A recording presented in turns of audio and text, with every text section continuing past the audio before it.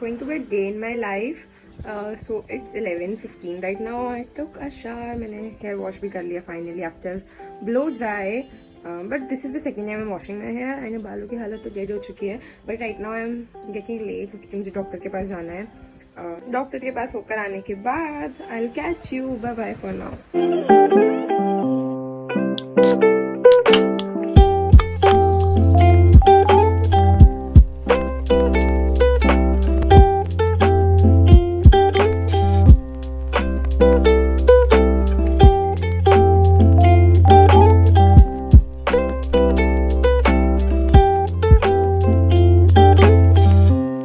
Guys I know बहुत सारे लोगों ने ड्रॉप लिया है साल and for the 25 and 26 aspirants there is this batch from NEET prep target batch जिसके अंदर PYQs है, फ्लैश कार्ड्स है, टारगेट सेटिंग फीचर तक है एंड DPP जनरेटर तक है एंड इसके अंदर हाई यील्ड टेस्ट सीरीज भी है. Not only for bio but for physics and chemistry. It has so many questions for practice.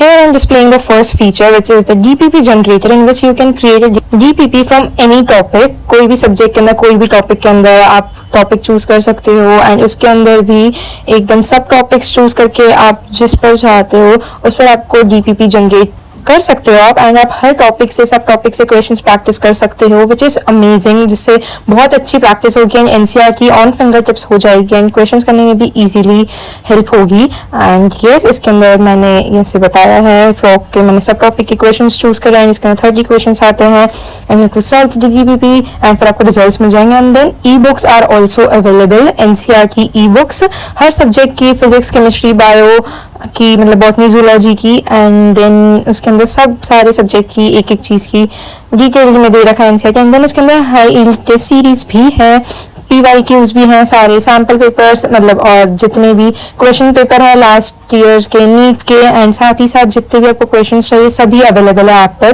Test हैं सारे टॉपिक्स के हर टॉपिक के साथ एंड हर चैप्टर के एक एक क्वेश्चन है, MCQs हैं.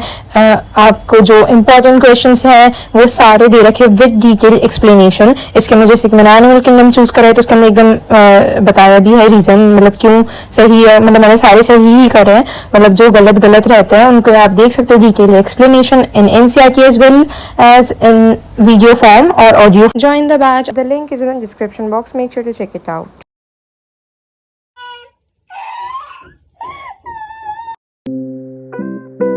Hey guys, I wanted to film a NEET results वाला वीडियो एंड वो मेरे रूम में छुपकली आ गई. रिएक्शन तो देखा होगा बहुत ही खतरनाक था बट हाँ तो इस वजह से मैं रिकॉर्ड नहीं कर पा रही हूँ. नहीं चाहता है कि मैं अपने रिजल्ट्स शेयर करूँ बट मैं भी नहीं चाहती. बट हाँ right I am going out क्योंकि मुझे आइलैंड जाना है इसी काम से तो आई एम गोइंग देयर. ये पहन रही हूँ मैंने नीचे जीन्स पहन ली मेरा गला हो रही है रेडी फिर मैं जाऊँगी आइलैंड से फ्री होने के बाद आई मेट सायशा. वो आई थी मिलने फिर हम लोग ऐसे ही घूमने गए. हमने सैंडविच खाया. क्या पता नहीं क्यों सैंडविच के ऊपर सेव डाली थी मतलब इंदौर ही हो तो हर चीज़ के ऊपर सेव बाप रे. फिर हाँ बहुत अच्छा मौसम हो रहा था. हाय गाइस आई होप का मेन पर्पस था मुझे मेरा रिजल्ट बताने का बट ऐसा कुछ हो ही नहीं पा रहा. कोई चाहता ही नहीं मैं रिजल्ट बताऊँ. जब बताने जाती हूँ कुछ ना कुछ गड़बड़ हो जाती है.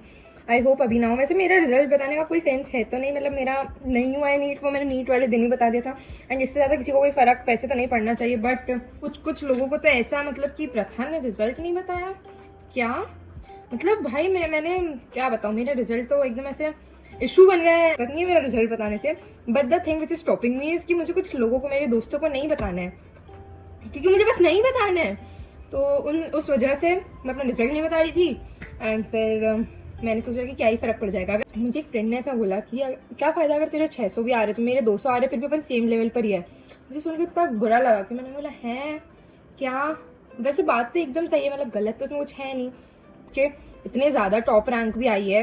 रैंक की तो नहीं आई है लोगों की मार्क्स तो सब क्या है तो उनको बेचारों को इतनी आफत करनी पड़ रही है. इस साल निकाल भी लेते तो क्या फ़ायदा क्योंकि मेरे और हाँ मुझे अभी तक कोई आइडिया नहीं था. मेरा नीट का रिजल्ट आया मैं जब केदारनाथ की ट्रैक पर थी तो वहाँ पर मेरा रिजल्ट आया तो मैंने अपनी एक फ्रेंड को बोला निकालने के लिए क्योंकि मेरे पास एप्लीकेशन नंबर था ना कुछ था.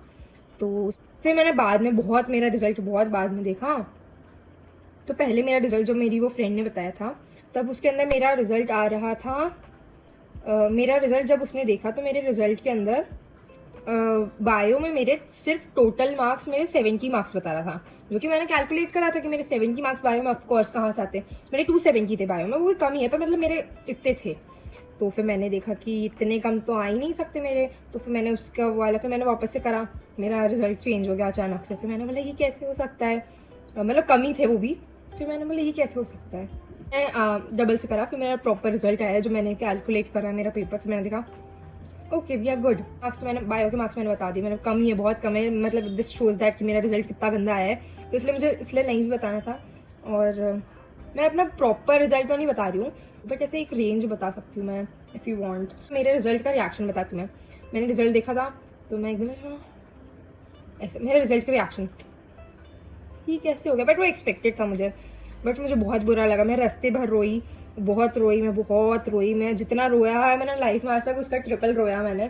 पर हाँ, फिर वो कोई सेंस भी नहीं था। मेरे मम्मा पापा ने मुझे कुछ नहीं बोला उस दिन, तो मुझे कुछ नहीं चला क्योंकि मेरी फैमिली सब लोग साथ में थे, तो उन्होंने कुछ भी नहीं बोला कि ठीक है। और पता है मैं घूम गई थी इंटेंशनली कि मैंने जब मेरा लाइफ में कुछ नहीं हो सकता, तो मैं केदारनाथ में घूम गई, एक जगह बैठकर रोने लग गई। ट्रैक पर थी मैं, उसके बाद जब हम गौरीकुंड में है तो गौरीकुंड में जहाँ नहाते हैं वहाँ पे मैं बैठ गई एंड मैं घूम गई। वीडियो भी मेरे पास प्रूफ भी है उस चीज़ का, बट हाँ मैं वहाँ पे बैठी और मैं रोने लग गई। और फिर मुझे मम्मा पापा के इतने कॉल्स है, मैंने एक भी पिक नहीं करा।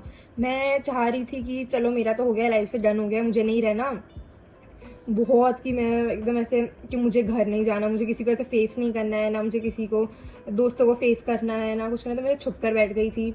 तो फिर मम्मा पापा ने मुझे आया समझाया, बोले क्यों करा तूने ये वो कुछ और ही रीज़न समझे कि मतलब इसको तो शूज़ चाहिए थे न्यू, ये वो ऐसा कुछ था, क्योंकि मेरे शूज़ पूरे गंदे हो गए थे केदारनाथ से आकर। तो जब की बात है तो मैं ऐसे घूम रही थी और सब इतने थके हुए थे, सब ने मुझे इतना चिल्लाया, हम 18 लोग गए थे, मुझे इतना चिल्लाया, मुझे पापा ने रोड पर मारा सुनने में कैसा लगता है कि हाँ इसको मारते होंगे, बट मतलब हाँ मार कि डर गए सब लोग, कैसे घूमना नहीं चाहिए। तो वो हो गया था। ये बहुत गंदी लाइटिंग है, but I am sorry for this, क्योंकि मेरे पास अभी आगे रूम में मेरी छिपकली है तो मुझे डर लग रहा है वहाँ जाने से, तो I can't shoot there, but I still have a light. डांट भी पड़ी, बट फिर मेन बात जो चीज़ मैटर करती है ना कि वो है कि मैं फ्यूचर में क्या करने वाली हूँ। मार्क्स का तो अब हो गया जो होना था, उसका कुछ नहीं कर सकते यार। ये लाइटिंग बहुत ही गंदी आ रही है। आगे का ड्रॉप लेने का तो कोई सीन मेरा पहले भी नहीं था, बट फिर मेरे पेरेंट्स ने मुझे एकदम ही मना कर दिया कि ड्रॉप तो लेना ही नहीं है, तो मैं बिल्कुल नहीं लेना है, कुछ भी हो जाए तो मैं नहीं लेना है ड्रॉप। तो ड्रॉप का तो एकदम उन्होंने बोला तुझे एग्जाम देना है दे, पर साथ में कुछ करना है, पार्शियल ड्रॉप भी, पर मुझे बीएससी भी नहीं करने देंगे। और मतलब वो एक तरीके से बोलना चाहते हैं मत करे तू। तो एक ऑप्शन है बीजीएस का, मुझे बीजीएस मिल रहा है, वो मतलब अच्छे कॉलेजेस से भी मिल रहा है, खराब कॉलेजेस से भी मिल रहा है। सोच रही हूँ बीजीएस करने का, डेंटिस्ट का, पर वो लोगों ने इतनी ज़्यादा उल्टा सीधा उसकी बना रखी है ना इमेज, बट नहीं ऐसा नहीं है। मतलब मैंने बहुत लोगों से बात करी, मैंने बहुत डॉक्टर से बात करी, मतलब एमबीबीएस एकदम से एक्सपीरियंस डॉक्टर्स हैं। उन्होंने बोला जो तुम कर रहे हो बहुत अच्छा प्रोफेशन है एंड बहुत बोला। तो मैं सोच रही हूँ बीजीएस करने का। एक कॉलेज में बात हो भी गई है, पर मतलब वो काउंसलिंग नहीं होगी जब तक, तो मतलब होगा नहीं कुछ भी। तो हाँ मोस्ट प्रोबेबली मैं बीजीएस ही करूँगी। हाँ बाकी मेरी पढ़ाई के लिए लोन ले रही हूँ, लोन भी कितना 7-8 लाख का है, तो वो भी मैं इतना तो आई गेस मैं पे बैक कर पाऊंगी। हाँ लोगों को इतना फ्यूचर प्लान जाने थे, तो यही है मेरे फ्यूचर प्लान्स। एंड हाँ मोस्ट प्रोबेबली मैं बीजीएस ही करूँगी। तो हाँ लोगों ने एज्यूम करा था, तो उससे तो ज़्यादा ही मार्क्स है मेरे, जस्ट बिकॉज मैंने मेरा रिजल्ट शेयर नहीं करा, मेरी लाइफ से रिलेटेड है, जो मेरी पर्सनल चीज़ है, तो उसकी वजह से मुझे इतना क्या कुछ नहीं सुनने को मिला था। बट ठीक है, सोशल मीडिया है, बोलते हैं लोग, क्या फ़र्क पड़ता है, लोगों का काम है बोलना। सो हाँ that's it for this one. And मेरे पेरेंट्स ने तो आज सच मुझे कुछ चिल्लाया डाटा कुछ नहीं, क्योंकि मैं ऑलरेडी इतनी डिप्रेस्ड थी। तो हाँ नेक्स्ट ईयर नीट तो मैं नहीं ही दूंगी, अगर बीजीएस करूँगी तो देखते हैं क्या करना है अभी, तो देखते हैं। एंड हाँ रीनीट तो आई गेस नहीं होना चाहिए, क्योंकि जिन लोगों ने एक्चुअली पढ़ाई करी है तो उनके लिए लॉस हो जाएगा, और जिन्हें नहीं पढ़ा है, मतलब जैसे इस रेंज के हैं 400 मार्क्स के 300 मार्क्स के, तो उनका तो कहाँ रिजल्ट आ जाएगा इन पेपर। इतना 2 महीने पढ़ाई छोड़ने के बाद तुम ऐसा अचानक से एग्जाम ले लोगे, तो वो तो कोई सेंस वाली बात नहीं है। रीनीट तो कोई ऑप्शन नहीं है, बट फिर भी रैंक में तो बहुत इन्फ्लेशन है, और जो लोगों को अच्छे कॉलेज मिलना चाहिए, जो डिजर्विंग है, वो नहीं मिल रहा है, विच इज सो सैड। मुझे तो बहुत बुरा लगा जिन लोग के अच्छे मार्क्स, क्योंकि बेचारों को इतने अच्छे मार्क्स में भी अच्छा कॉलेज नहीं मिल रहा है, तो I feel so sad for them. But हाँ that's it for this video. I hope किसी को कुछ हर्ट ना हुआ हो मेरे मार्क्स से, क्योंकि क्या पता नहीं क्यों लोगों को हर चीज़ में ऐसे ऑफेंसिव चीज़ लगती है, बट क्या पता। That's it for this one and see you in the next video. Let me know किस टाइप की वीडियोस बनाना चाहिए, क्योंकि यही एक वीडियो पेंडिंग था। मैं सोच रही थी इसके अंदर मैं मेरा यूट्यूब सब बंद कर दूँ, क्योंकि क्या पता नहीं कुछ लोग मुझे एकदम ऐसे इतना परेशान करते कि मैं क्या बताऊँ। बट हाँ ठीक है, मुझे मेरा मन नहीं करते थोड़ा।